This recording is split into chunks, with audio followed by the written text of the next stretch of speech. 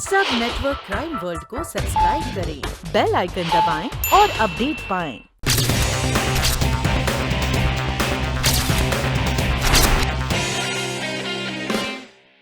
Professor सिद्धांत दोषी, सलोनी चौधरी के बयान से यह साबित होता है कि वो एक दुष्चरित्र आदमी है और अपने स्टूडेंट्स के साथ वो पहले भी कई बार जबरदस्ती कर चुका है। इसलिए ऐश्वर्या धनपति के बलात्कार के मामले में उसे दोषी ठहराया जा रहा है। फैसला आज सुनाया जाएगा। ऐश्वर्या जी, ये अखबार पढ़ा है तुमने? क्या लिखा है इसमें? तुम्हारे साथ बलात्कार की कोशिश नहीं बल्कि बलात्कार किया गया है।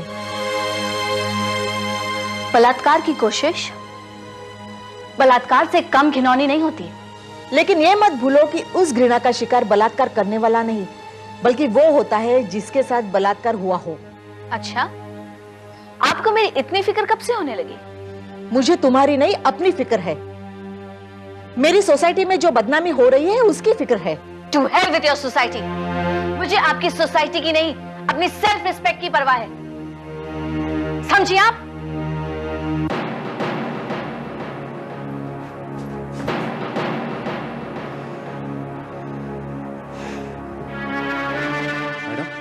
ये आज का न्यूज़पेपर पढ़ा आपने? हमें तो इस अखबार पर मानहानि का दावा ठोकना चाहिए। इन्होंने तो ऐसे छापा है जैसे बेबी का सचमुच रेप हो गया हो। Mister Narayan, don't get so excited.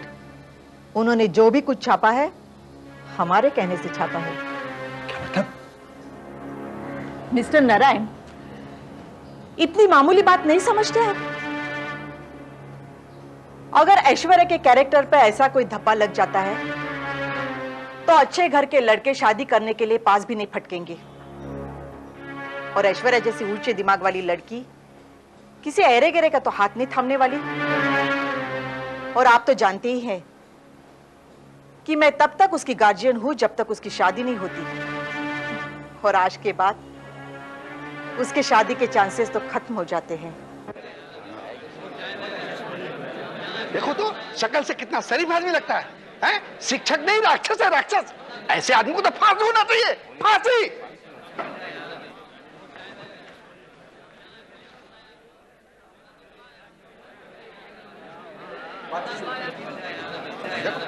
Order order. मुल्जिम सिद्धांत, क्या अब भी आप अपनी सफाई में कुछ कहना चाहते हैं? जज साहब, मैं तो सिर्फ इतना कहना चाहूंगा कि मैं बेगुनाह हूं और आज अगर कानून मुझे मुजरिम करार देता है तो इसमें हार मेरी नहीं, सच्चाई की है, इंसाफ की हार है। मुझे इस बात का दुख नहीं कि मेरे स्टूडेंट ने मुझ पर झूठा इल्जाम लगाया। बस अफसोस है कि मैं उन्हें अच्छी तालीम नहीं दे पाया, वरना वो इतनी गिरी हुई हरकत नहीं करती।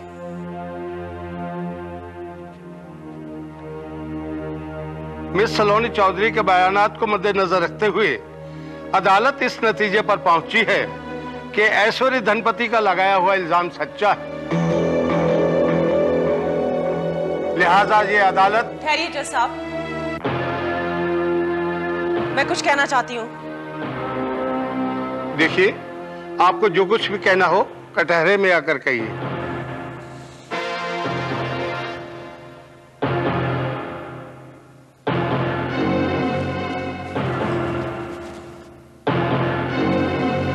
ये सच है जज साहब, मैंने प्रोफेसर सिद्धांत के खिलाफ गवाही दी है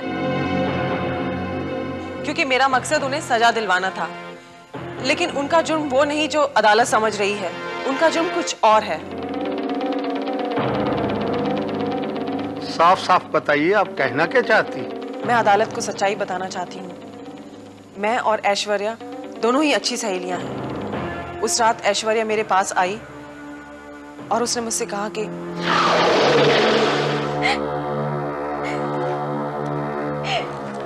ऐश, क्या बात है? तू इस वक्त यहाँ पर? सब ठीक ठाक तो है ना? अरे बाबा, तू कुछ बोलती क्यों नहीं? क्या हुआ? किसी ने कुछ कहा? मुझे बता। सलोनी, मुझे तेरी मदद की जरूरत है। मदद? अरे बाबा, तेरे लिए तो मेरी जान भी हाजिर है। तूने इतने एहसान जो किए हैं मुझ पर, तो समझ लो, उन एहसानों का कर्ज चुकाने का वक्त आ गया है। अच्छा ठीक है, पर बताओ तो सही क्या हुआ। सलोनी, मैं प्रोफेसर सिद्धांत के घर गई थी। प्रोफेसर सिद्धांत? हाँ, मैंने उनके सामने अपने प्यार का इजहार कर दिया और पता है जवाब में उन्होंने क्या दिया? एक थप्पड़। थप्पड़? हाँ, आज तक मुझे मारने की किसी की हिम्मत नहीं हुई और उस 2 टके के प्रोफेसर ने ना ही मुझे मारा बल्कि घर से बेइज्जत करके निकाल दिया। मैं उस अपमान की आग में जल रही हूँ। मैं उसे सबक सिखाना चाहती हूँ। उसने सिर्फ तेरा ही अपमान नहीं किया ऐश, इसी तरह वो एक बार मेरे भी प्यार को ठुकरा चुका है। पता नहीं वो अपने आप को क्या समझता है। मैं भी कब से अपनी बेइज्जती का बदला लेने के लिए तड़प रही हूँ। तो सलोनी, समझ लो कि बदला लेने का वक्त आ गया है। उसने हमारी बेइज्जती की है। हम उसे ऐसा जलील करेंगे कि वो किसी को मुंह दिखाने लायक नहीं रहेगा। लेकिन उसके लिए मुझे तेरे साथ की जरूरत है। बोल, तुझे मंजूर है? हाँ मंजूर है, लेकिन इसके लिए मुझे क्या करना होगा? तो मैं ये कह रहा था कि मैं चैप्टर समझने के बहाने प्रोफेसर सिद्धांत के घर पहुंची और मौके का इंतजार करने लगी। सलोनी, क्या बात है, तुम्हारा आज पढ़ाई में ध्यान नहीं? बिल्कुल नहीं सर, ऐसे वो एक गिलास पानी मिल जाता तो। हाँ हाँ, अभी लाया। सर आप मुझे बता दीजिए, मैं खुद ले आऊंगी। ये दाहिने में फ्रिज है। Thank you.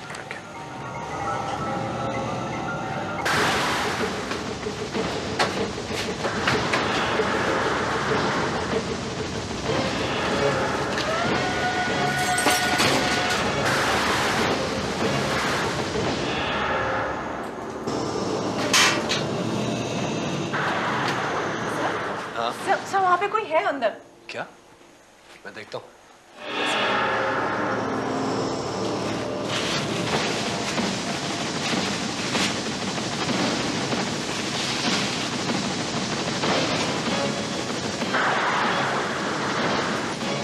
सलोनी?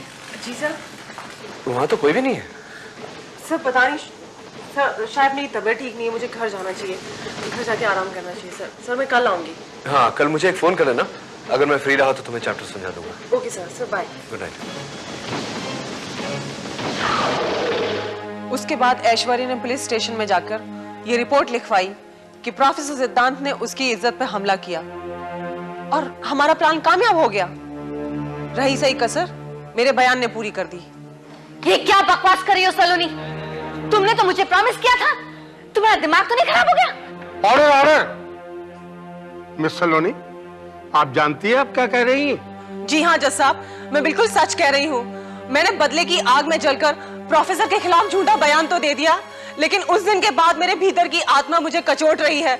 मेरा जमीर मुझे धिक्कार रहा है कि अगर प्रोफेसर जैसे देवता आदमी को सजा हो गई तो लोगों का सच्चाई और ईमानदारी से विश्वास उठ जाएगा। जैसा मैं इतना बड़ा पाप नहीं कर सकती हूँ। सुना तुमने, मैं इतना बड़ा पाप नहीं कर सकती हूँ। जैसा अब ये पाप मुझसे नहीं होगा। मैं इतना बड़ा पाप नहीं कर सकती।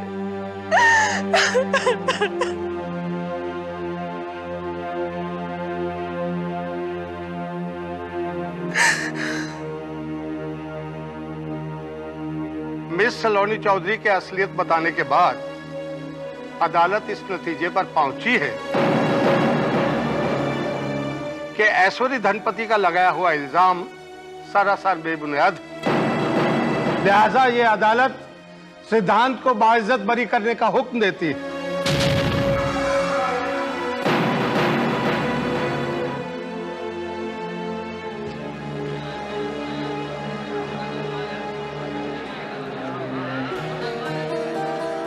मुबारक हो सिद्धांत, मुबारक। इंस्पेक्टर खान, एक मिनट, च्युइंगम तो होगा आपके पास? Sure, thank you.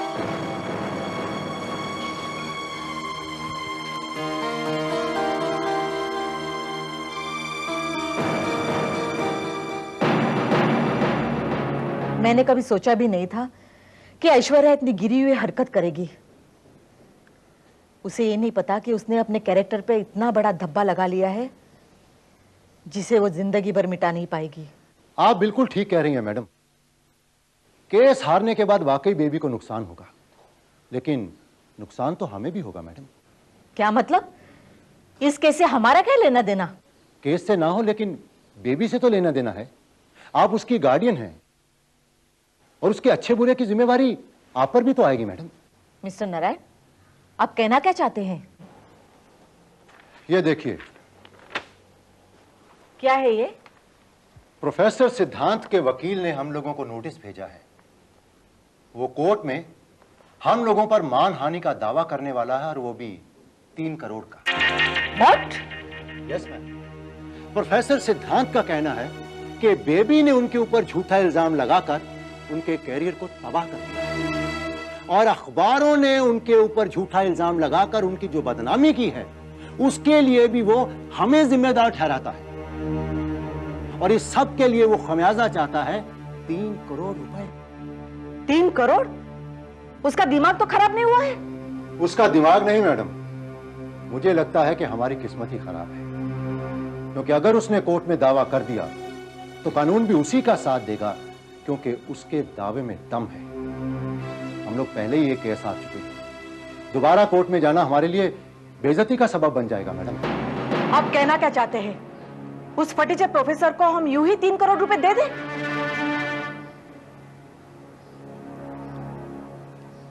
I think madam के खमियाजा तो हम लोगों को भुगतना ही पड़ेगा। हरगिज नहीं, प्रोफेसर अपनी औकात भूल चुका है। मिस्टर नारायण, आप उसके पास जाइए और कहिए कि हम उसे मिलना चाहते हैं। मैडम, मुझे नहीं लगता कि वो प्रोफेसर झुकेगा। मिस्टर नारायण, जो लोग झुकते नहीं वो टूट जाते हैं, समझा? जी।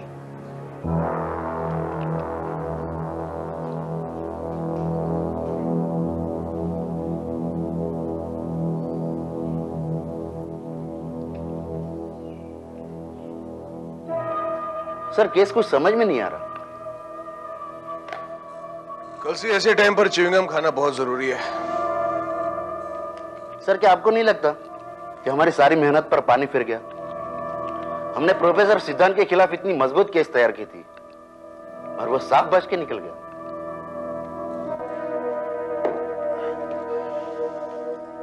कल से ये लड़की तो गिरगिट की तरह अपना रंग बदल रही है।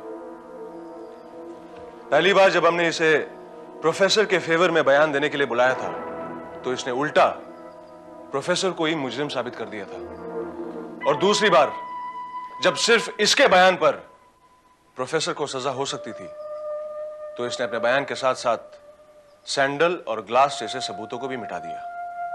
प्रोफेसर को फंसाने की वजह तो समझ में आती है सर, मगर प्रोफेसर को बचाने का कारण समझ में नहीं है। मैं भी वही सोच रहा हूं कल से।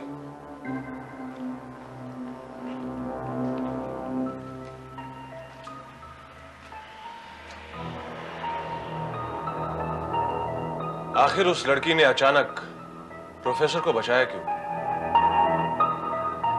जरूर कोई ना कोई गड़बड़ है।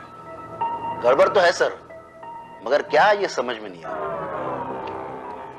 वो लड़की कहती है कि उसने अपना पहला बयान किसी के दबाव में आकर दिया था, और उसका दूसरा बयान उसने अपने ज़मीर जागने पर दिया था। लेकिन कल से ऐसा भी तो हो सकता है कि उसका पहला बयान सच्चा हो और दूसरा झूठा। हो सकता है किसी के प्रेशर में आके उसने प्रोफेसर को बचाया हो। Yes sir. कल से इस लड़की पे हमें खास नजर रखनी होगी। देखिए मिस्टर नारायण, मैं आपसे पहले कह चुका हूं, आपको जो भी बातें करनी है मेरे वकील से कीजिए। अरे प्रोफेसर साहब, आप कहां कोर्ट कचहरी और वकीलों के चक्रों में पड़ रहे हैं? इन बातों से कुछ हासिल नहीं होगा। देखिए मेरी बात मानिए, गुस्सा थूक दीजिए और भूल जाइए सब कुछ। मेरे भूलने से क्या होगा? क्या लोग भूल जाएंगे उन इल्जामों को जो ऐश्वर्या धनपति ने मुझ पर लगाए थे? क्या मिट जाएंगे वो धब्बे जो मेरे कैरेक्टर पर लगाए गए थे? अरे प्रोफेसर साहब, अब काहे के धब्बे? आप बेगुनाह तो साबित हो ही चुके हैं ना। सही कह रहे हैं आप मिस्टर नारायण। तभी तो जिस कॉलेज में मैं नौकरी कर रहा हूं, उस कॉलेज ने मुझसे रिक्वेस्ट किया है कि मैं अपना इस्तीफा दे दूं, क्योंकि वो किसी तरह की कंट्रोवर्सी नहीं चाहते। जाहिर है कि बाकी बची कॉलेजेस और यूनिवर्सिटी भी ऐसा ही सोचेंगी। Mister Narayan, I am finished. मेरा करियर खत्म हो गया।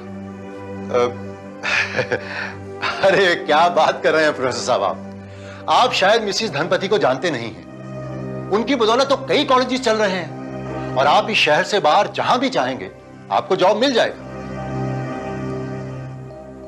शुक्रिया मिस्टर नारायण, लेकिन मुझे आपकी मालकिन का एहसान नहीं चाहिए।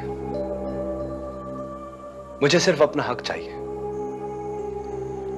3 करोड़ रुपए।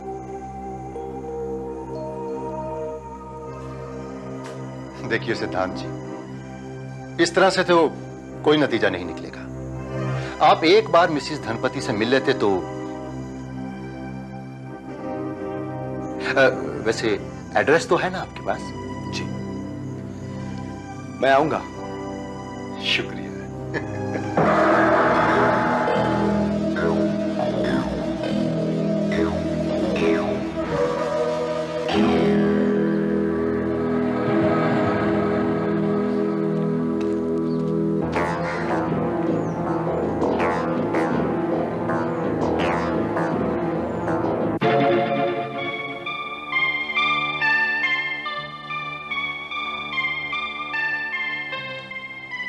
आपको यकीन है मिस्टर नारायण, वो प्रोफेसर जरूर आएगा? जरूर आएगा मैम, और फिर मंजिल तक पहुंचने के लिए आसान रास्ता किसे अच्छा नहीं लगता। लीजिए, आ गए। Good evening mister Dhanpati. Good evening. Oh, तो आप हो वो प्रोफेसर? जी, प्रोफेसर सिद्धांत। प्रोफेसर सिद्धांत, मुझे तुम में ऐसी कोई बात नजर नहीं आती जिससे मेरे बेटी को पागल कर दिया हो। मैडम, ये तो नजर नजर की बात है ना, माफ कीजिएगा, लेकिन आप में भी मुझे ऐसी कोई बात नजर नहीं आती जो शायद मिस्टर धनपति को नजर आएगा। प्रोफेसर, आप जानते हैं कि आप बात किससे कर रहे हैं?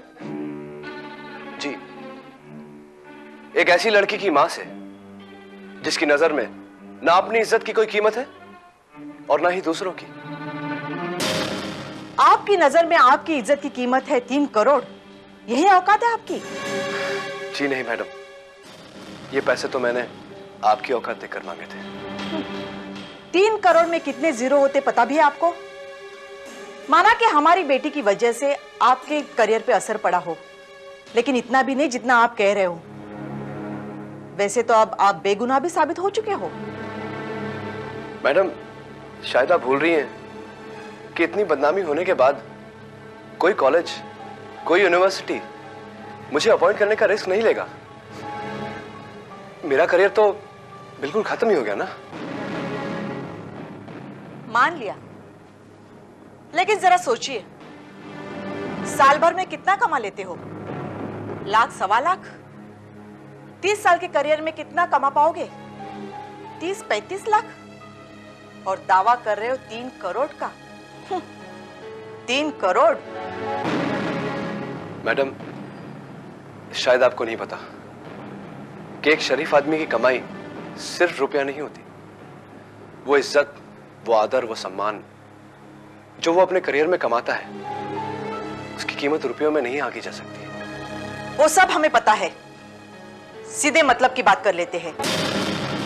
50 लाख में मामला इधर ही खत्म कर देते हैं। ना आपको कोर्ट के चक्कर काटने पड़ेंगे, ना हमें। आप तो सीधा सौदेबाजी पर उतर आए। चलिए, 1-2 लाख क्यों, 1 करोड़ कम कर लेते हैं। 2 करोड़ में फैसला कर लें। मिस्टर सिद्धांत, वो रकम मांगिए जो आप बचा सकें और हम आपको दे सकें। 2 करोड़ बहुत बड़ी रकम होती है। मिस्टर नारायण, मुझे जितना कहना था मैं कह चुका हूं। अब फैसला आप लोगों के हाथ में। मिस्टर नारायण जी, जो चेक हमने इनके लिए बनाया था वो इनको दे दीजिए, बाकी इनकी मर्जी। जी मैम। मिस्टर सिद्धांत, ये रहा 1 करोड़ का बीरर चेक। अगर ये सौदा आपको मंजूर नहीं है तो आप शौक से कोर्ट में जा सकते हैं। ठीक है, अगर आप लोगों ने फैसला कर ही लिया तो मुझे मंजूर है। Thank you.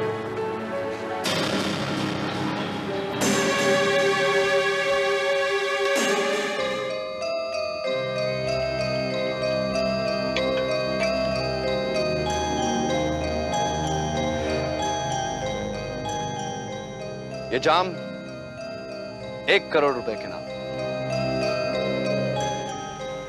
आखिर हमारा प्लान कामयाब हो ही गया। उस लॉयर के नोटिस ने मिसेस धनपति के छक्के छुड़ा दिए। वैसे मुझे नहीं लगा था कि मिसेस धनपति इतनी आसानी से मान जाएगी। चीयर्स।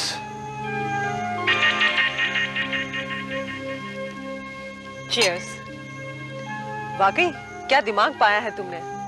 क्रिमिनल लॉ पढ़ाते पढ़ाते तुम्हारा दिमाग तो बड़े बड़े क्रिमिनलों से भी ज्यादा तेज दौड़ने लगा। क्या मास्टर प्लान बनाया है तुमने। उस सुषमा धनपति को तो कभी पता ही नहीं चलेगा कि उसके 1 करोड़ पाने के लिए हमने ये सब कुछ किया। लेकिन सलोनी, इस ड्रामे की सबसे अहम किरदार तो तुम ही थी। वाह, पहले बयान देकर मुझे फंसाया, फिर अपने ज़मीर की आवाज सुनकर मुझे बचाया। वेरी गुड, तुम वाकई मेरी स्टूडेंट होने के काबिल हो।